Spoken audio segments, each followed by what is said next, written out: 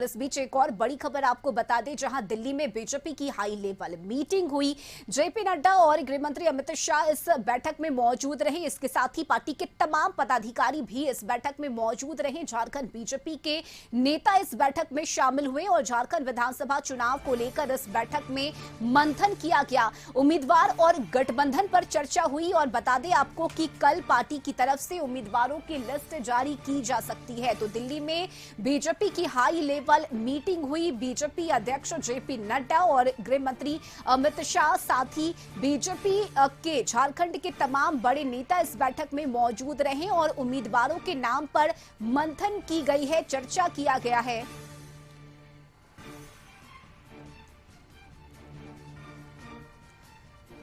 और सहयोगी संतोष इस वक्त हमारे साथ फोन लाइन पर जुड़ गए हैं। संतोष, बीजेपी की तरफ से जो लिस्ट है वो कल जारी किए जाने की संभावना है, लेकिन इससे पहले चाहेंगे कि आप दर्शकों को बताइए कि आखिर वो संभावित नाम कौन-कौन से हैं जो सामने आ रहे हैं बीजेपी की तरफ से। देखिए, जो स्थिति है कि लगातार जिस तरह से बीजेपी लगातार दिल्ली में बैठक कर रही है सीटों को बंटवारा को लेकर, और जिस तरह से आज एक नाम जो संभावित नाम आ रहे हैं कि जो रांची जो विधानसभा है वो वहां जो हटिया की विधायक है नवीन जायसवाल, उनको सेट किया जाएगा। तो कहीं ना कहीं जो स्थिति है कि जो सीपी सिंह है, अभी सूत्र के हवाले यह कथित एक संभावित जो लिस्ट है उस पे कथित बात कर रही है, क्योंकि अभी इसमें फेरबदल भी हो सकता है। लेकिन जो संभावित नाम है, रांची से नवीन जायसवाल को टिकट देने की बात हो रही, क्योंकि हटिया विधायक हैं, और सीपी सिंह की बात आ रही है कि टिकट कट सकती है क्योंकि उम्र का हवाला देकर। वही जिस हटिया में एक नया चेहरा अजय नाथ सहदेव को सेट किया जाएगा। वही एक दूसरा नाम समरी लाल का भी टिकट कटने की संभावना है, वहां से कमलेश राम को टिकट दिया जाएगा। वहीं दुमका में सुनील सोरेन को टिकट दिया जाएगा, और हजारीबाग में प्रदीप प्रसाद को, और बैरमो में रविंद्र पांडे जो बीजेपी के पहले अध्यक्ष रह चुके हैं, प्रदेश अध्यक्ष रुके, उनको टिकट दिया जाएगा। सबसे बड़ी बात है कि अर्जुन मुंडा को बात आ रही थी कि टिकट चुनाव लड़ाया जाएगा, लेकिन उनकी पत्नी को भी टिकट इस लिस्ट में नाम है। अब कई ऐसे नाम जो चौंकाने वाले हैं। प्रतिपक्ष नेता अमर बावरी चंद्र क्यारी से लड़ेंगे, प्रदेश अध्यक्ष लड़ेंगे।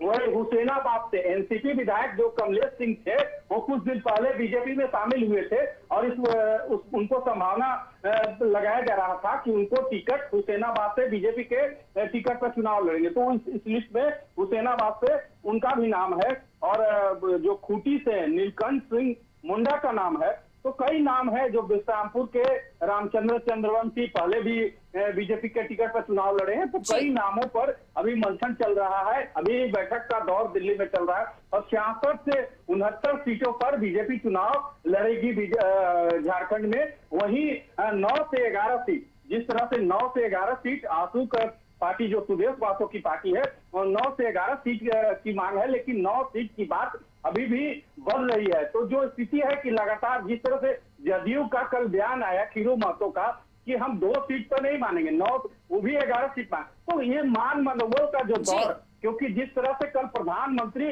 जो बीजेपी कार्यालय में प्रधानमंत्री की अध्यक्षता में बीजेपी के बैठक हुआ, बीजेपी के चाणक्य माने जाने वाले अमित शाह भी उस बैठक में उपस्थित थे, राष्ट्रीय अध्यक्ष जेपी नड्डा और कई झारखंड के बड़े नेता, चाहे बाबूलाल मरांडी की बात करें, दीपक प्रकाश की बात करें, प्रदीप वर्मा की बात करें, तो कई लोग उपस्थित थे। लेकिन अभी भी जो पेट फंसा हुआ है, गठबंधन को कैसे मनाए, क्योंकि गठबंधन का सबसे बड़ा फैक्टर है कि जमशेदपुर के पश्चिमी से सरजू राय को तो सेट करने की बात हो गई, तमाड़ से राजा पीटर को सेट करने की बात हुई। लेकिन अभी भी जिस तरह से कल जो खीरू महतो का कथित न्यूज से बात करने कथित न्यूज से खास बातचीत में उन्होंने कहा कि हमें 2 सीट नहीं और सीट चाहिए। तो इस मान मनोबल का दौर, जो हेमंता बिस्वा शर्मा जो असम के मुख्यमंत्री हैं, वो जो बयान दिए थे कि हम 24 से 48 घंटा में पहली सूची जारी कर देंगे, लेकिन अभी 24 घंटा तो पार कर गया, अब 48 घंटा में इन कर रहा है। लेकिन जो मान मनोबल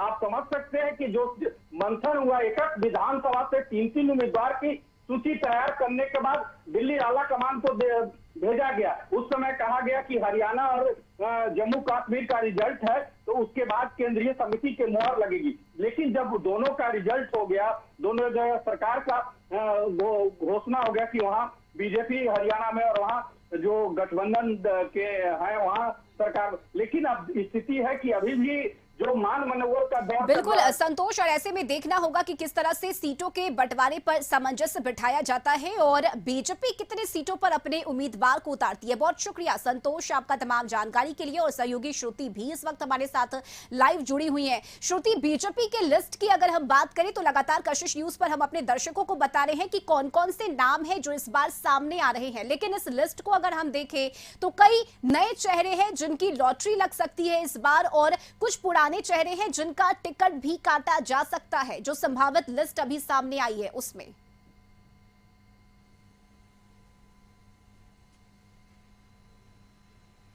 जी बिल्कुल रश्मि, पहले तो हमारे सहयोगी संतोष ने पूरी जानकारी दी कि कल यानी कि इलेक्शन कमीशन के ठीक बैठक के बाद दिल्ली में बीजेपी की हाई लेवल बैठक हुई। इस बैठक में प्रधानमंत्री नरेंद्र मोदी भी मौजूद रहे। साथ ही झारखंड के नामचीन चेहरे यानी कि बात कर ली जाए तो चंपई सोरेन जो पूर्व मुख्यमंत्री रह चुके हैं, जो अभी अभी बीजेपी में शामिल हुए हैं, वो भी मौजूद रहे। अर्जुन मुंडा समेत कई लोग मौजूद रहे वहां पर और बात हुई और कई नामों पर मंथन किया गया। वहीं अगर सीट शेयरिंग को लेकर के बात कर ली जाए तो काफी सीटें सामने आ रही हैं। 3 से 4 ऐसी सीटें हैं जिनमें बीजेपी को पता है कि वो आने वाली है। पर अगर नामों की बात कर ली जाए तो मैं भी एक बार अपने दर्शकों को नाम बताना चाहूंगी कि रांची से नवीन जायसवाल का नाम सामने आ रहा है। वहीं हटिया की सीट से बात कर ली जाए तो अजय नाथ शाहदेव, कांके से बात कर ली जाए कमलेश राम, दुमका से सुनील सोरेन, हजारीबाग से प्रदीप प्रसाद, बेरमो से रविंद्र पांडे, पोटका से मीरा मुंडा। तो ऐसे जो नाम है रश्मि वो अभी संभावित हैं, सामने आ रहे हैं। अभी 1-2 बैठक और होनी है, उसके बाद नामों पर मोहर भी लग जाएगा कि किसको इस बार टिकट मिलने वाला है और किसका इस बार टिकट कटने वाला है। बिल्कुल श्रुति, और जो फाइनल लिस्ट है पार्टी की तरफ से वो कल जारी किए जाने की संभावना है। बहुत शुक्रिया श्रुति आपका तमाम जानकारी के लिए।